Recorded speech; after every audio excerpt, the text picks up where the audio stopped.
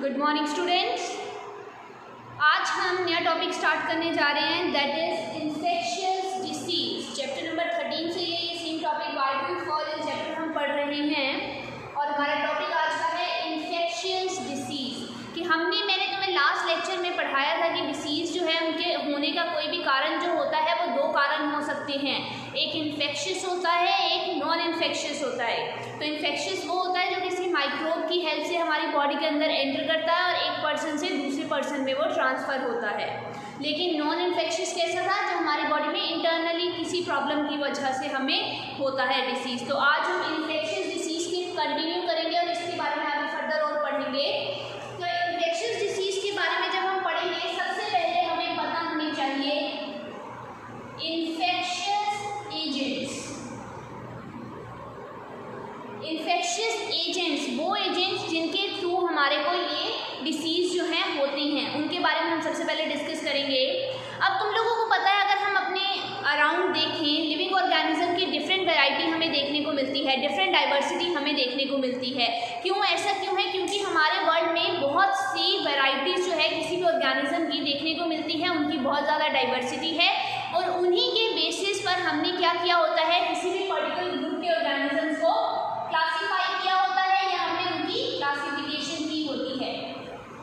अब क्या है कि हमने डिफरेंट ऐसे ऑर्गेनिजम्स जो देखने में सिमिलर होते हैं, कैरेक्टर्स उनके सिमिलर होते हैं, सेम टाइप के फंक्शंस वो परफॉर्म करते हैं, उन कैरेक्टर्स के बेसिस पर, इसके बेसिस के ऊपर कैरेक्टर्स मीन्स फीचर्स, कैरेक्टर्स जिनको हम फीचर्स भी कहते हैं, इन फीचर्स के बेसिस पर हमने डिफरेंट ऑर्गेनिजम्स को क्या किया होता है, क्लासीफाई किया होता है। क्लासीफाई मतलब, अब देखो इतने सारे ऑर्गेनिज्म हैं, हम एक एक को तो स्टडी नहीं कर सकते हैं, इसीलिए उनकी ग्रुपिंग कर दी है कि जो देखने में सिमिलर हैं, जिनके कैरेक्टर सेम है, फंक्शन ऑलमोस्ट सेम परफॉर्म करते हैं, उनको हम एक ग्रुप में डाल देंगे, जो कि और होते हैं उनको हम दूसरे ग्रुप में डाल देते हैं। जैसे अब तुम्हें पता है कि कोई भी ऑर्गेनिज्म है वो मल्टी सेलर हो सकता है, एग्जाम्पल के लिए बता रही हूँ, या फिर यूनिसेलर हो सकता है। मल्टी सेलर जिनके पास मल्टीपल सेल्स हैं, यूनिसेलर जिनके पास सिंगल सेल है।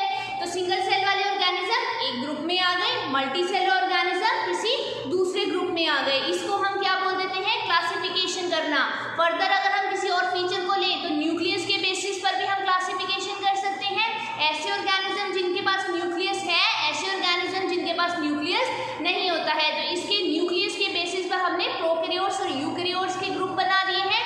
इस तरह से हम क्लासिफिकेशन करते जाते हैं ताकि ग्रुप्स बन जाए और डिफरेंट ऑर्गेनिज्म को सिंगल सिंगल हमें पढ़ना ना पड़े, हम ग्रुपिंग में उसको क्या कर लें, पढ़ लें।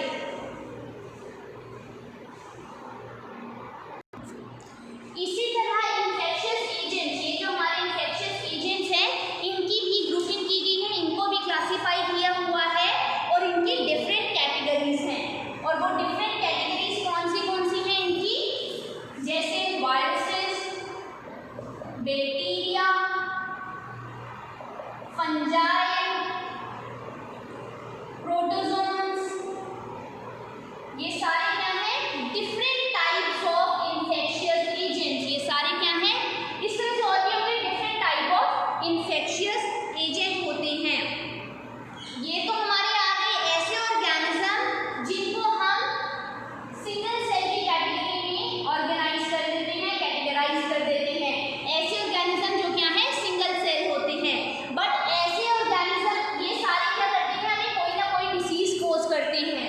ऐसे ऑर्गेनिजम्स भी होते हैं जो कि मल्टी सेलर होते हैं और वो भी हमें डिसीज कोज करते हैं। जैसे कि इनमें आ जाएंगे हमारे बॉम्ब्स जितने भी हो गए वो सारे कैसे हो गए, मल्टी सेल ऑर्गेनिजम्स हो गए। अब तुम्हें यहाँ से एक आइडिया मिल रहा होगा कि कुछ ऑर्गेनिज्म सिंगल सेल है, कुछ ऑर्गेनिज्म मल्टी सेलर है।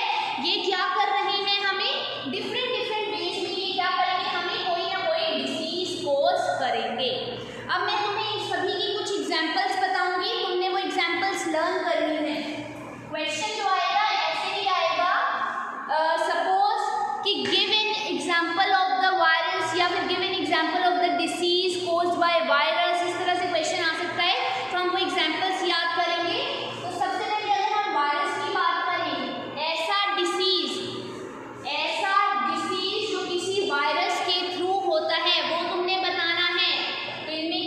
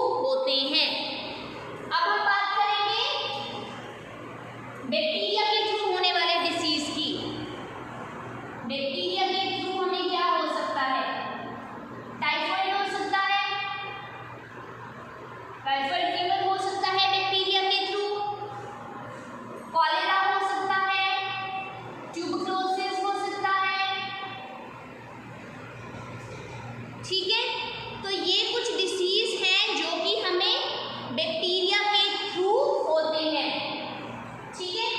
बैक्टीरिया के अलावा हमें कौन कौन डिसीज कोज कर सकते हैं?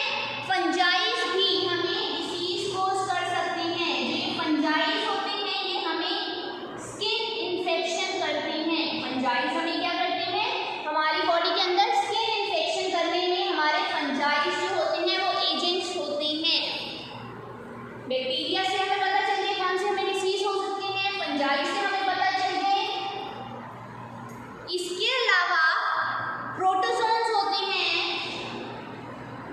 प्रोटोजोन्स जो होते हैं वो हमें डिसीज कोज करते हैं, मलेरिया या फिर एक होता है काला अजहर।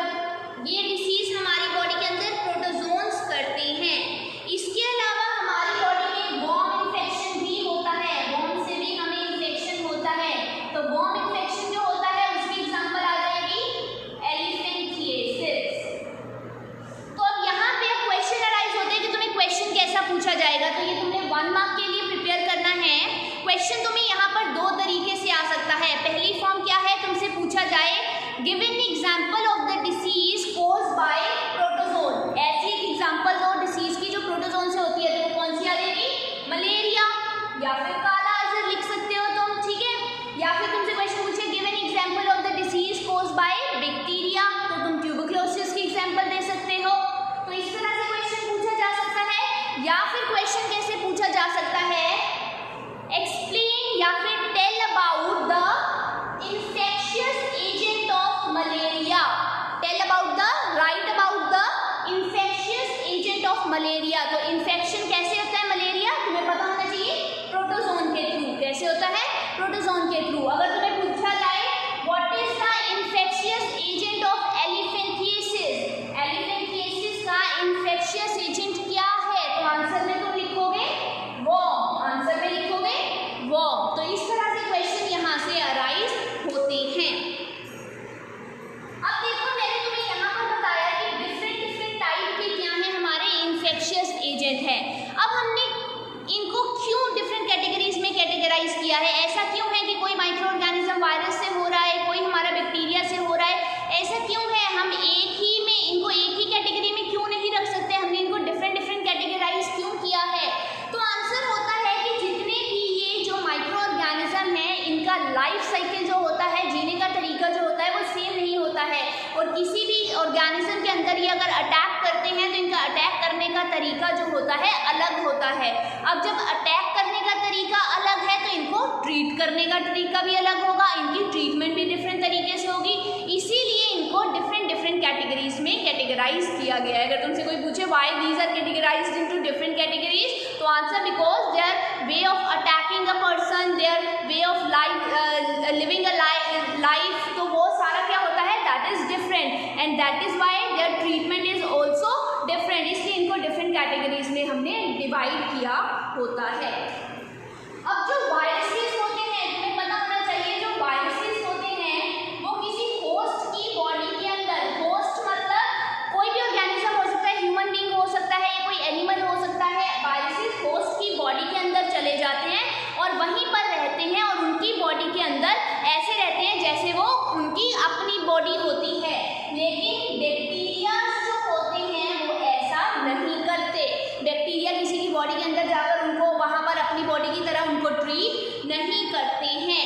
तो ये जो होते हैं वायरसेस और बैक्टीरिया, जो वायरसेस होते हैं और जो बैक्टीरिया होते हैं, ये मल्टीप्लाई फास्ट करने का मतलब क्या है, ये जल्दी से 1 से 2 बैक्टीरिया बनेंगे, 2 से 4, 4 से 8, 8 से 12, 16, इस तरह से जल्दी से ये डिवाइड होकर अपने न्यू ऑर्गेनिजम्स बना देते हैं, वायरसेस एंड बैक्टीरिया जो होते हैं।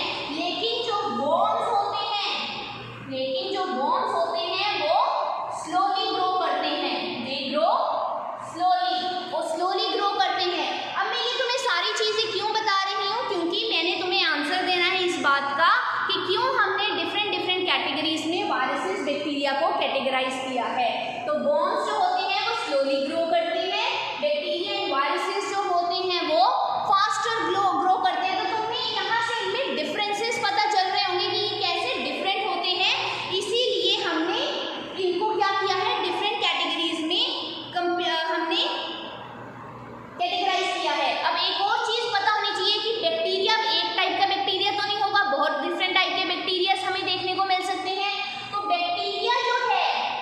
बैक्टीरिया जो होगा हमारा,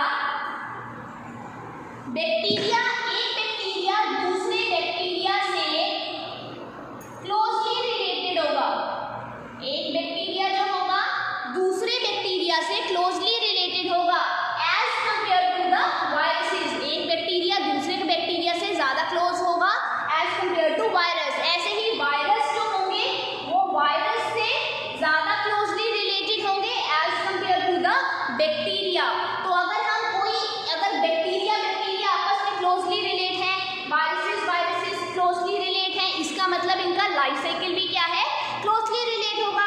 तो एक बैक्टीरिया को मारने के लिए अगर हम कोई मेडिसिन यूज कर रहे हैं तो वो मेडिसिन थोड़ा बहुत असर तो दूसरे बैक्टीरिया पर भी कर ही देगी। तो इसीलिए क्लोजली रिलेटेड होने की वजह से हम बैक्टीरिया को एक कैटेगरी में रख देते हैं और इनका ट्रीटमेंट एक तरीके से कर देते हैं। लेकिन वायरसेस को हम सेम ट्रीटमेंट नहीं दे सकते क्योंकि बैक्टीरिया से क्लोजली रिलेटेड है, बैक्टीरिया वायरस से उतना क्लोजली रिलेटेड नहीं है। इसी तरह वर्म्स की और प्रोटोजोन्स की हम बात कर सकते हैं। इसको मैं एक एग्जांपल के थ्रू तुम्हें बताती हूँ। अब एक एंटीबायोटिक है, सभी को पता होगा एंटीबायोटिक क्या होती है। एक एंटीबायोटिक है जिसको हम यूज करते हैं ब्लॉक करने के लिए बैक्टीरिया के पाथवे को। मतलब क्या होता है, जब हमें किसी बैक्टीरिया ने इन्फेक्शन कर दिया है तो उसके लिए हम क्या लेते हैं, एंटीबायोटिक लेते हैं। एंटीबायोटिक क्या कर देती है, उसके पाथवे को रोक देती है ताकि वो हमारी बॉडी के अंदर अपना असर ना दिखा सके। अब बैक्टीरिया क्या करते हैं, ये अपनी प्रोटेक्शन के लिए, बैक्टीरिया अपनी प्रोटेक्शन के लिए क्या करते हैं, अपनी एक सेल वॉल बना लेते हैं। बैक्टीरिया क्या करते हैं, अपनी प्रोटेक्शन के लिए अपनी एक सेल वॉल बना लेते हैं। अब क्या होगा, इस एंटीबायोटिक का काम क्या होगा, ये सेल वॉल को बनने नहीं देंगे। एंटीबायोटिक का काम क्या होगा, सेल वॉल को बनने नहीं देंगे। अब अगर सेल वॉल नहीं बनी तो बैक्टीरिया को सेफ्टी नहीं मिल पाएगी और बैक्टीरिया क्या हो जाएंगे, मर जाएंगे। बैक्टीरिया क्या करते हैं, अपने अराउंड एक सेल वॉल बना लेते हैं ताकि उनको प्रोटेक्शन मिल सके। तो एंटीबायोटिक, जब हम एंटीबायोटिक खाएंगे तो क्या होगा, वो बैक्टीरिया के इसको सेल वॉल को बनने नहीं देगी और बैक्टीरिया के पाथवे को ब्लॉक कर देगी, जिसकी वजह से बैक्टीरिया जो है मर जाएंगे। अब देखो ह्यूमन बीइंग्स जो होते हैं, ह्यूमन बीइंग्स ऐसी कोई सेल वॉल नहीं बनाते, ह्यूमन बीइंग्स ऐसी सेल वॉल नहीं बनाते। इसीलिए जब हम एंटीबायोटिक खाते हैं तो उसका असर हम पर, मतलब वो हमारे बॉडी के सेल्स के अगेंस्ट काम नहीं करती, वो सिर्फ बैक्टीरिया को ही मारती है। ये भी तो हो सकता है ना, हम एंटीबायोटिक खा रहे हैं तो हमें क्यों नहीं उसका असर हो रहा, मतलब वैसे नेगेटिव वे में हमें उसका असर क्यों नहीं हो रहा, वो बैक्टीरिया को मार रही है, हमें भी तो मार सकती है, ऐसा क्यों नहीं होता, क्यों, क्योंकि हमारी बॉडी में कोई इस तरह की सेल वॉल नहीं बनती है। तो बैक्टीरिया के अगेंस्ट वो इस तरह से वर्क करते हैं। क्या होता है, बैक्टीरिया अपने अगेंस्ट एक सेल वॉल बना लेते हैं, ह्यूमन बीइंग सेल वॉल नहीं बनाते हैं। इसलिए जब हम एंटीबायोटिक खाते हैं तो बैक्टीरिया की वो सेल वॉल वो बनने नहीं देते, जिसकी वजह से बैक्टीरिया मर जाते हैं और वो ह्यूमन बीइंग्स पर अपना असर नहीं दिखा पाते हैं। और ये जो एंटीबायोटिक्स हैं, ये तो हमने ह्यूमन बीइंग की बात कर दी। अब ह्यूमन बीइंग्स के साथ साथ वायरसेस भी ऐसी कोई सेल वॉल नहीं बनाते, ह्यूमन बीइंग्स के साथ साथ वायरसेस भी ऐसी कोई सेल वॉल नहीं बनाते। इसीलिए एंटीबायोटिक्स वायरसेस के अगेंस्ट कोई वर्क नहीं करती, एंटीबायोटिक्स वायरसेस के अगेंस्ट कोई वर्क नहीं करती। क्यों, क्योंकि वायरसेस भी कोई सेल वॉल नहीं बनाते। तभी जब हमें कोई भी वायरल इन्फेक्शन होता है, अगर हमें कोई वायरल इन्फेक्शन हुआ है तब हम कभी भी एंटीबायोटिक नहीं लेते, हम एंटीबायोटिक नहीं लेते, नोट एंटीबायोटिक। क्यों, क्योंकि वायरसेस के अगेंस्ट एंटीबायोटिक काम नहीं करती, वो सिर्फ बैक्टीरिया के अगेंस्ट ही काम करती है। बट हाँ, अगर हमें वायरल इन्फेक्शन के साथ साथ बैक्टीरिया का भी इन्फेक्शन हुआ है तब हम एंटीबायोटिक को ले सकते हैं। कब हम एंटीबायोटिक ले सकते हैं, जब वायरल इन्फेक्शन के साथ बैक्टीरिया का भी इन्फेक्शन हुआ है। लेकिन अगर अकेला वायरल इन्फेक्शन है तब हम एंटीबायोटिक्स नहीं लेते हैं। तो इस वजह से हमें डिफरेंट ऑर्गेनिज्म, अब तुमने देखा कि डिफरेंट ऑर्गेनिज्म डिफरेंट तरीके से वर्क करते हैं, तो डिफरेंट तरीके से वर्क करने की वजह से हमने इन्फेक्शन को, इन्फेक्शियस ऑर्गेनिज्म को डिफरेंट कैटेगरीज में कैटेगराइज किया है, क्योंकि उनका हमें अटैक करने का तरीका अलग होता है, उनका ट्रीटमेंट का तरीका अलग होता है। तो हमें पता होना चाहिए हमें वायरल इन्फेक्शन हुआ है या हमें बैक्टीरिया से इन्फेक्शन हुआ है या हमें फंजाई से इन्फेक्शन हुआ है, तभी हम उसके अगेंस्ट कोई ट्रीटमेंट ले सकते हैं। इसीलिए ये सब चेक करवाने के लिए हम डॉक्टर्स के पास जाते हैं।